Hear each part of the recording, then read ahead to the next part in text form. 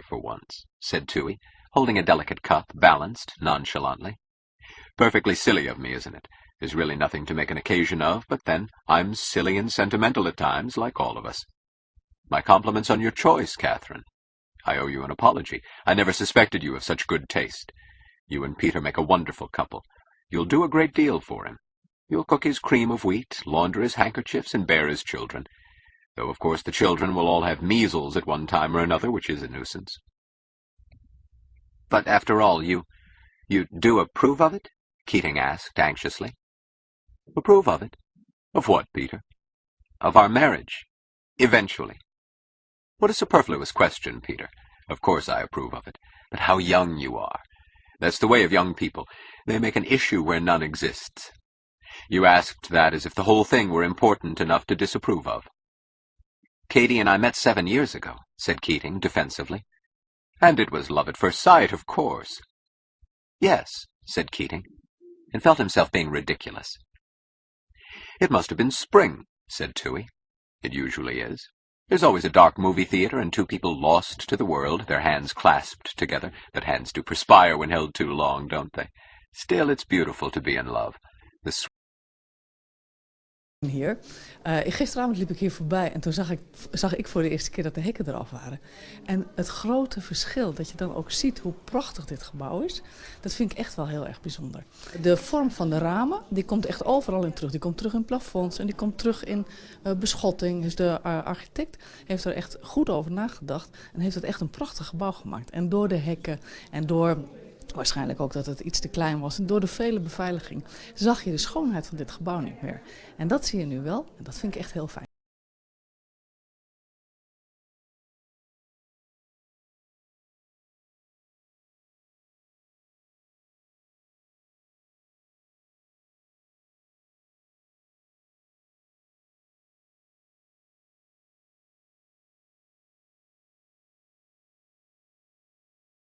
greatest story ever told. And the tritest. Don't turn away like that, Catherine. We must never allow ourselves to lose our sense of humor." He smiled. The kindliness of his smile embraced them both. The kindliness was so great that it made their love seem small and mean, because only something contemptible could evoke such immensity of compassion. He asked, "Incidentally, Peter, when do you intend to get married?" "Oh, well, we've never really set a definite date. You know how it's been.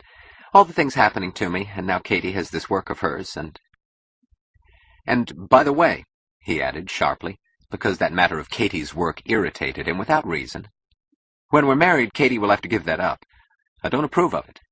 "But of course," said Toohey, "I don't approve of it either, if Catherine doesn't like it." Catherine was working as day nursery attendant at the Clifford Settlement House.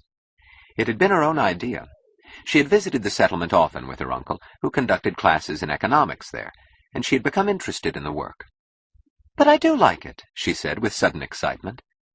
"I don't see why you resent it, Peter." There was a harsh little note in her voice, defiant and unpleasant. "I've never enjoyed anything so much in my life. Helping people who are helpless and unhappy. I went there this morning. I didn't have to, but I wanted to.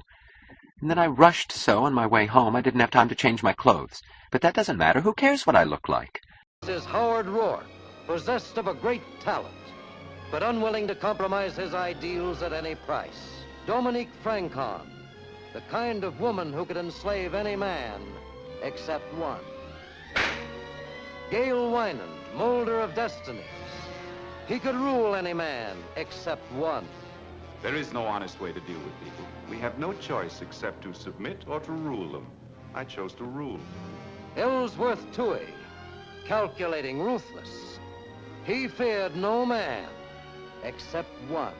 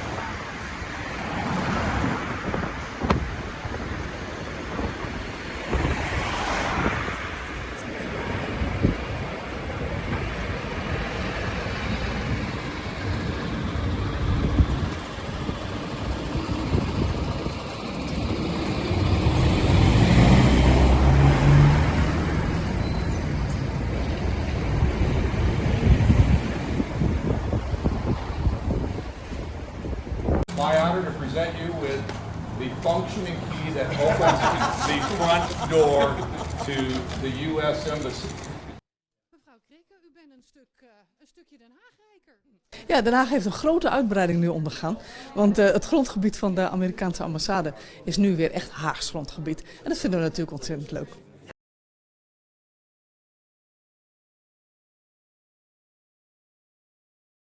Nu al een enorme verandering te zien hier. Gisteravond liep ik hier voorbij en toen zag ik voor de eerste keer dat de hekken eraf waren. En het grote verschil, dat je dan ook ziet hoe prachtig dit gebouw is, dat vind ik echt wel heel erg bijzonder. De vorm van de ramen, die komt echt overal in terug. Die komt terug in plafonds en die komt terug in beschotting. Dus de architect heeft er echt goed over nagedacht en heeft het echt een prachtig gebouw gemaakt. En door de hekken en door... waarschijnlijk ook dat het iets te klein was. En door de vele beveiliging zag je de schoonheid van dit gebouw niet meer. En dat zie je nu wel. En dat vind ik echt heel fijn. De burgemeester heeft hoge verwachtingen voor de toekomst. Dit gebouw, nog mooier opgeknapt, wordt natuurlijk een parel in deze stad.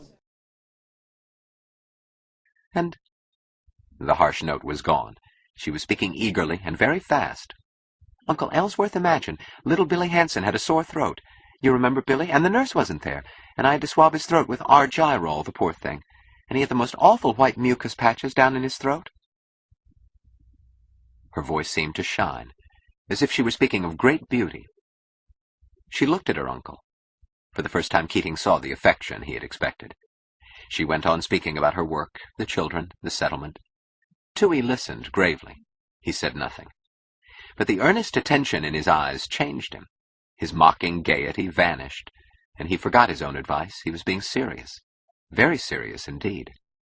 When he noticed that Catherine's plate was empty, he offered her the sandwich tray with a simple gesture, and made it, somehow, a gracious gesture of respect. Keating waited impatiently till she paused for an instant. He wanted to change the subject. He glanced about the room and saw the Sunday papers. This was a question he had wanted to ask for a long time. He asked, cautiously, "Ellsworth, what do you think of Rourke?" "Rourke? Rourke?" asked Toohey. "Who is Rourke?" The too innocent, too trifling manner in which he repeated the name, with the faint contemptuous question mark, quite audible at the end, made Keating certain that Toohey knew the name well. One did not stress total ignorance of a subject, if one were in total ignorance of it. Keating said, "Howard Rourke.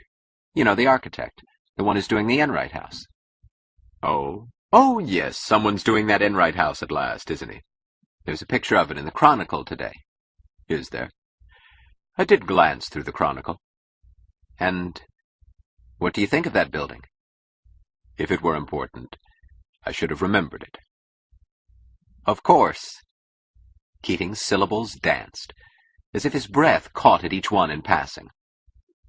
"It's an awful crazy thing, like nothing you ever saw or want to see." He felt a sense of deliverance. It was as if he had spent his life believing that he carried a congenital disease, and suddenly the words of the greatest specialist on earth had pronounced him healthy. He wanted to laugh, freely, stupidly, without dignity. He wanted to talk. "Howard's a friend of mine," he said happily. "A friend of yours? You know him?" "Do I know him? Why, we went to school together. Stanton, you know. Why, he lived at our house for 3 years. I can tell you the color of his underwear and how he takes a shower. I've seen him." "He lived at your house in Stanton?" Toohey repeated. Toohey spoke with a kind of cautious precision. The sounds of his voice were small and dry and final, like the cracks of matches being broken. It was very peculiar, thought Keating. Toohey was asking him a great many questions about Howard Rourke. But the questions did not make sense. They were not about buildings. They were not about architecture at all. They were pointless, personal questions. Strange to ask about a man of whom he had never heard before. "Does he laugh often?" "Very rarely." "Does he seem unhappy?" "Never." "Did he have many friends at Stanton?" "He's never had any friends anywhere."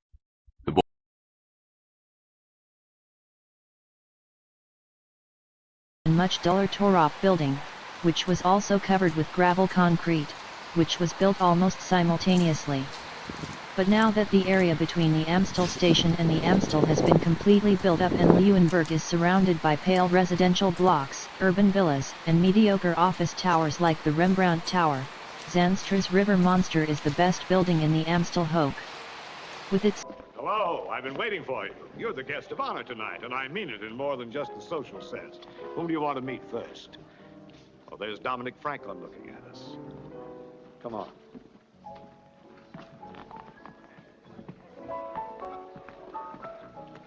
Miss Franklin, may I present Howard Rourke? You're Howard Rourke? Yes, Miss Franklin. You don't know it, but Miss Franklin has a personal connection with you. She resigned from her job on the Banner in protest against their attack on your building. How did you know that? I heard about it. I didn't want Mr. Rourke to know it. Why not, Miss Franklin?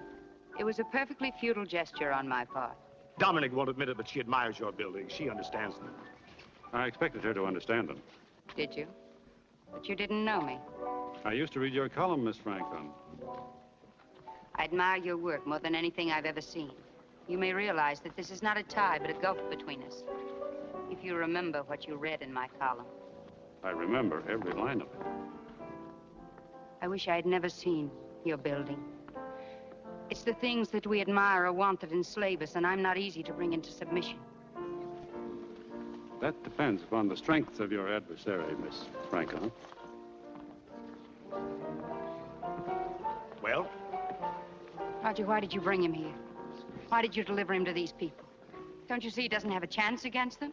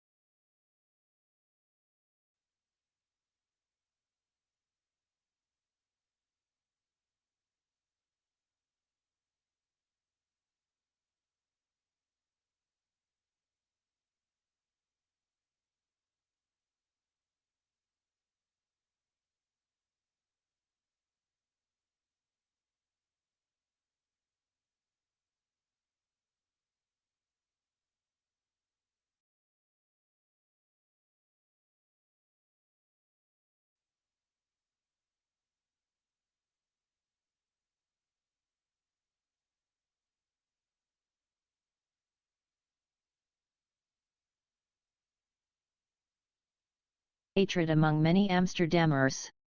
Leeuwenburg with the spacious Monkey Rock, which is being replaced by a residential tower. At first, Leeuwenburg also looked strange. Months ago, a heritage association asked the East District to give Leeuwenburg the status of a monument. Heemschoot sees the building not only as a highlight in Zanstra's oeuvre, but also as one of Amsterdam's characteristic buildings after 1965. One of the few flawless brutalist buildings that Amsterdam still has is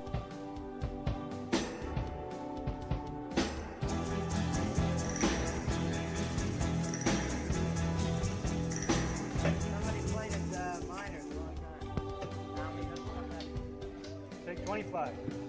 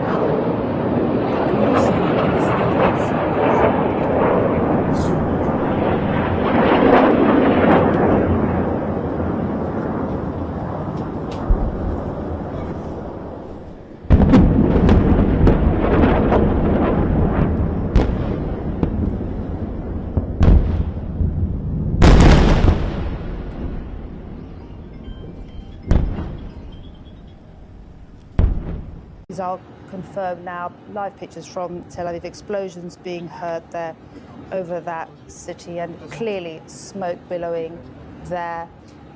Clearly, this is what possibly is the beginning of the... low-speed rockets. Fatah performs mid-air maneuvers that can outsmart Israeli radar. Iran claims it can strike targets. Only 400 kilometers, away with both speed and deadly accuracy. If fired, Israel's Arrow 3 or